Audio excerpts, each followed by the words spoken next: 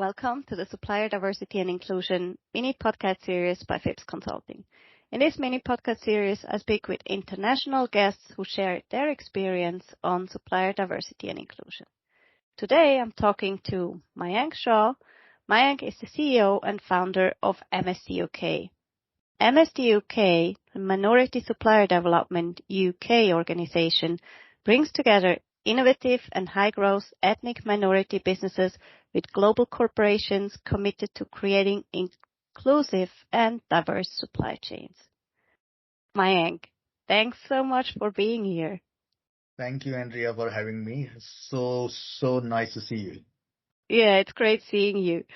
So you founded MSDUK in 2006. That's a while ago. What brought you to founding MSDUK? It's a very, very interesting and long story, but just to sum it up, I came to this country, to UK in 2000 as a student, brought my family, and with the aim of carving out a better future for me and my family. I did my MBA, and I had around 16 years work business experience in India, and definitely wanted to stay back and make a life over here. So I wanted to buy some time, and that's how I wanted to extend my visa to buy some time, and that led me to accidentally start a PhD on supplier diversity, and that's how my journey started around supplier diversity back in 2002. And the whole focus of that doctoral research was to how ethnic minority businesses in the UK can be helped to grow by getting them onto supply chain, corporate supply chain. And the big focus was to look at the US history and legacy of supplier diversity and see what are the transferable processes and things that we can bring it to UK, considering there was difference in legal format and structure. And that led me to America in 2002, October, and ended up meeting a number of giants of supplier diversity and some major minority businesses, and ended up at the conference of NMSDC. And that led me to think, okay, why can't we do something like that in UK? Me being an entrepreneurial, I never wanted to finish my PhD, so I just invested that time to study more and more, but then never finished my PhD. But I set up MST UK, so it was incubated from my PhD. And I'm more happy doing this than writing a thesis that no one did. So I'm really happy how it started. Rather the practical work than just the theory. Yeah. So maybe real quick, NMSDC is actually kind of the equivalent to MSDUK in the US. It's the National Minority Supplier Development Council from the US. So being there for such a long time now, and how did you experience the past 16, 17 years then, and the development of supplier diversity and inclusion in Europe or the UK? I think it's a very interesting question because brings back so many memories, good and bad. Again, one of the things that the personality that I have from my childhood is that I'm a disruptor. I don't believe in status quo. And a lot of things that has happened in America, it's been really good. But at the same time, there are a lot of things that over the years, almost made me think that supplier diversity almost has lost its soul in America. And I know some of my friends in America won't like this, what I'm saying, but I'm a very plain speaker. So I think it lost its soul, and I could almost see that it has become a business, a very commercial business. And I never wanted to do that. I wanted to disrupt the industry, but also I wanted to make sure that there are so many things that I did over here over the last 16 years that almost no one did it, no one thought it, from engaging with young people from ethnic groups in universities. You go to America and you only see all the time the same old faces, same old faces. There's no next generation over there in that community. So we did that, looked at certification in a different way. I always think that certification is an enabler and not a barrier. Mhm. Uh, and I'm always advocating about why a woman who is of who is black, who is disabled, or who is lesbian, why they Mhm. need four certification. Why can't we Yeah. have one? Why do they end up paying four different certification fees Right. for the same person? So I have disrupted this industry a lot. We started a freelance certification. No one has thought about that. Mhm. So I'm always, I've never lost and never moved away from the purpose. And purpose is to help encourage entrepreneurship in some of the most disadvantaged communities, because Mhm. it has a multiplier impact, because it creates jobs. You support an entrepreneur, help them Right. grow. They are going to create more jobs. That's going to Mhm. create a much more disposable income in those communities. Mhm. That is going to lead to better education of the next generation, better health. Why can't we do this? It's simple. If you Right. focus on purpose, you can deliver so many good things. Right. Yeah, it's such a chain reaction then. Um, yeah, and what I wanted to say also to the US, I mean, it's obviously not just a copy paste that you can do from Yeah, whatever is done in the US to Europe or to the UK. And I think what's also very important is that you see what can be done better, right? Because in the US, it's already been there for 60 years now, plus minus, and and there are so many things that can be done differently, but it's just probably a bit too late to adjust that in the US, and we can I learn think from that. I totally agree with you that, and I have huge respect for what has been achieved in America. But at the same Mhm. time, and I have the highest regard for some of the most amazing, uh, passionate leaders that we have seen in America. Yeah. From Michael Robinson at Mhm. IBM to so many, Teresa Harrison, Nidra Dixon. I can Mhm. keep putting the names. And you have met all of them, and they are inspiration to all of us. Mhm. They are our role models, and we do that. But at the same time, I think where supplier diversity needs to think more broadly is about, first of all, it has to keep its focus on, because one of the danger advocacy networks like MSDUK has, if we lose our focus, is we almost become like doing everything for our corporate partners, because that's Yeah. where the funding comes. Mhm. Whereas I always think that our focus, and that's my message to my team consistently, that Mhm. yes, our members are paying, corporate partners are paying us, funding us, but our main customer is minority business. Mhm. Everything that we do, we should always think, is it going to have an impact and benefit minority businesses? It should never be about, is it going to benefit our corporate members? Because if we benefit minority businesses, it's definitely going to benefit their program. So we have to always keep our focus on supporting the entrepreneurs. Right, right, right. Thank you. That's a very great point. It's about both members. You get the funding from the corporates, but obviously the main goal is to create equality, equity at the end of the day. Absolutely. So what is getting you up every morning? What is helping you to get up and still being motivated and going forward with MSDUK? I think that's a very good question, because 20 years on, a lot of gray hair, it still drives me nuts when I come up because I have the same excitement. Mhm. Because I think uh, to a certain extent, I'm also very biased, in a sense that what MSDUK gives to me is, it gives me exposure to so many different people from so many different backgrounds, Mhm. whether it's from corporate world, whether from minority businesses, young, old, everyone, men, women. I learn so much. So there's some vested interest in me that I'm learning as I'm Mhm. growing MST UK. That is something. But I think just understanding, we did a massive research 2 years back, largest ever research done in the UK around assessing the contribution ethnic minority businesses make. Yeah. And, I was surprised to see the findings where 1 out of 6, so 1 million businesses in UK are minority led.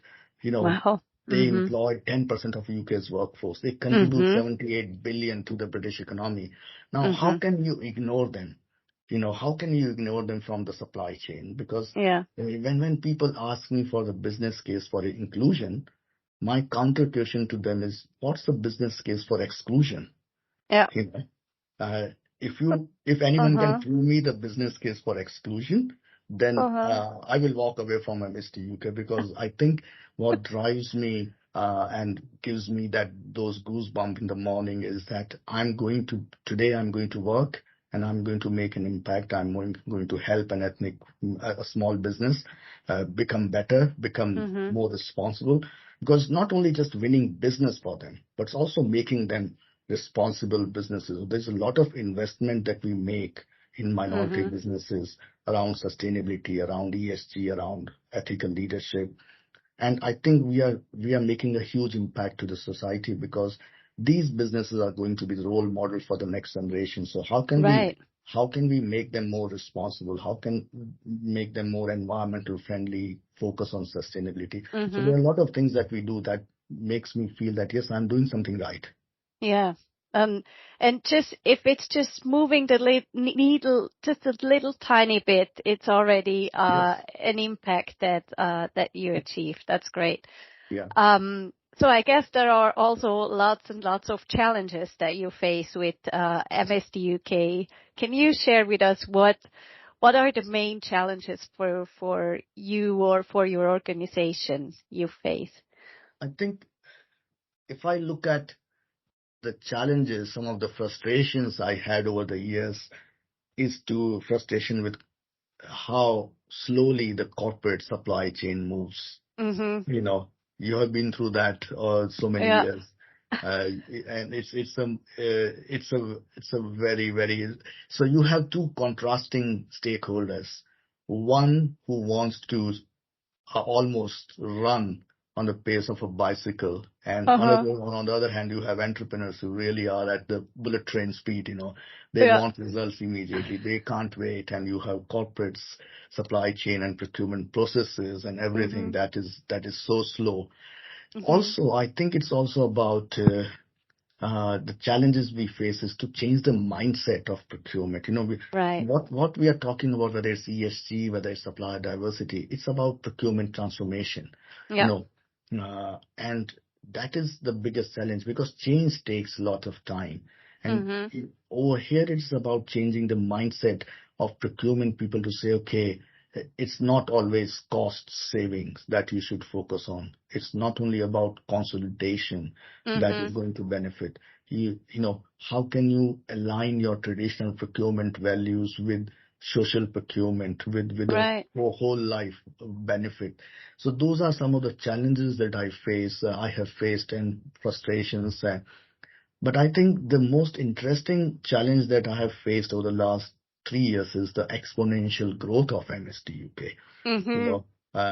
We have almost grown 4 times in 3 years. Whoa.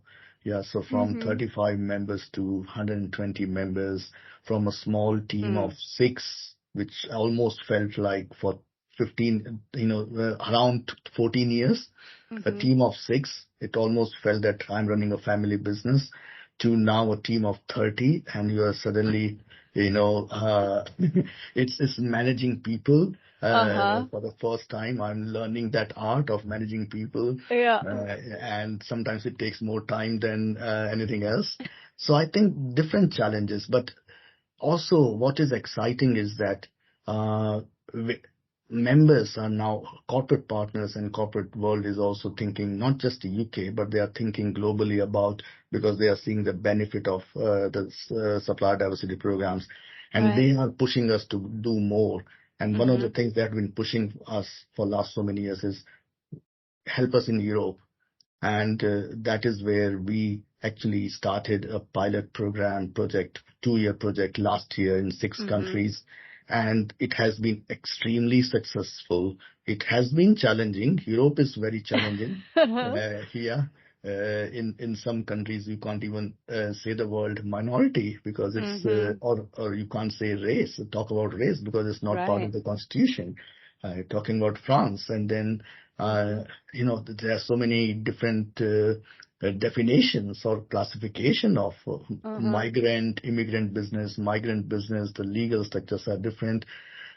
But what I saw in Europe and what my experience so far in Europe is the businesses, minority or migrant businesses, they are in so many different niche areas. I haven't seen that in UK.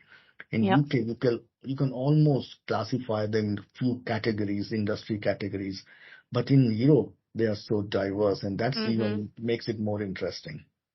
Yeah, I mean, it's so many different cultures and countries, right? On a pretty small area of the world if you compare it to the US. Yes. So, there's a lot of diversity, a lot of different influences, and also where the people are coming from, right? It's from all across the world, and they all have different challenges and therefore then different ideas to build their businesses. That's really amazing, really amazing. Thank you so much for sharing that. And I think it's interesting that I will also be talking to Paloma, who is running ESDP, the European Supplier Diversity Project. So I'm very much looking forward to that, where we hear more about how ESDP is evolving. We are really excited about organizing the first ever European Supplier Diversity Conference in September in Amsterdam, and the first time other advocacy networks we connect who represent women-owned businesses, and EGLCC who run the Gay Lesbian Chamber of Commerce. They are joining hands with us. So the first time, I think this is the first in the world where three different segments of supplier diversity advocacy networks are coming together to deliver a conference, which has been a huge demand. I know you have been asking that, to us, to say, okay, why can't you bring everyone together? So here we are trying to do something that was much needed. Very good. Together we're stronger, right? Oh, absolutely, yeah. Yeah. So maybe one last question before we come to the end. Why do you think should diverse-owned businesses, ethnic minority-owned businesses, especially for MSDUK, or corporates become members of MSDUK? I think for minority businesses, the message to them is that I've been a small business entrepreneur running a small business in India and coming over here doing MSDUK. The only way to grow your business is build your network. I always say your network is your net worth. And for a small business aspiring to do business with global brands or global companies, it will take ages, years to knock on the right door and then wait for that door to open. And that's not acceptable. That's not possible for small business. What we do is we open those doors for them and to bring them in front of the people who are interested in buying goods and services that they have to offer. I think that's where we should become their tactical partner for growth. Right. Yeah. And that's the benefit. And I always give this example when I was doing my research in 2002 and went for the research trip to America, I met Magic Johnson. And I interviewed him. And the key difference between us was that I was almost this and he was like this, So the big height difference. I think he was sitting, I was standing still, I was shorter than him. But the interesting thing that I asked him was that why does he need a label of a minority businesses? Right. Yeah. When he can open any door, right? Yeah. He doesn't need. And he said, you are right to a certain extent, but at heart, I'm an entrepreneur. Yeah. And I wear so many hats to try to open a door. Mm-hmm. And if wearing a minority business hat opens one more door for me, why Right. not? Why Oh, not? yeah. You know, why? Uh-huh. And I think that's the message that I want to give to entrepreneurs, that, this is why you need. Be Mm-hmm. proud of your heritage. You are Mm-hmm. not going to win business because of who you are, Right. but what you bring to the table. And what we are trying to do is give you place on that Mm-hmm. table. That's what we are trying to do. And I think Mm-hmm. for corporates, I think the message to them is, don't ignore these business communities, because they can add so much value to your supply Right. chain, Mm-hmm. consciously, unconsciously. Mm-hmm. You Exclusion is not going to drive inclusion. So you need to engage with these businesses, because they're amazing entrepreneurs in Mm-hmm. women-owned business community, disabled-owned business community, minority community, and and at the same time, I always think that uh, when we go to see a doctor, we know that they have taken an oath Mm-hmm. uh, to be responsible, yeah, and be professional in what they do. Uh, Same is with procurement people. You have taken Right. oath, right? You have taken Mm-hmm. oath, and just including everyone is a good procurement practice. Full stop, nothing else. Uh-huh. Yeah. That's my message to them. Right. And just about the inclusion and exclusion part, I mean, it's the same reasons why corporates or companies have diverse workforce, right? Yeah, yeah, It's yeah, all about the same thing. yeah. Absolutely. Um, You know, just to add to that, I think I was speaking to a very senior HR director of a big professional services firm recently, and she told me that, they used to go every year to graduate fairs at university to recruit graduates, young graduates. And she said that what she has seen the change over the last 5 years is, 5 years back, they would go to the graduate fairs, they would interview graduates, mhm. and it would be a one-way traffic where these companies would ask questions, they will respond, and nothing Yeah. else. Mhm. And she said, in 5 years, what has changed is that the graduates are asking them more questions, and they have the questions. They're, Okay. Uh-huh. they're asking them about, what are you doing? What's your environmental policy? Uh-huh. We don't want to listen to nice and see nice words on website. We want Yeah. evidence.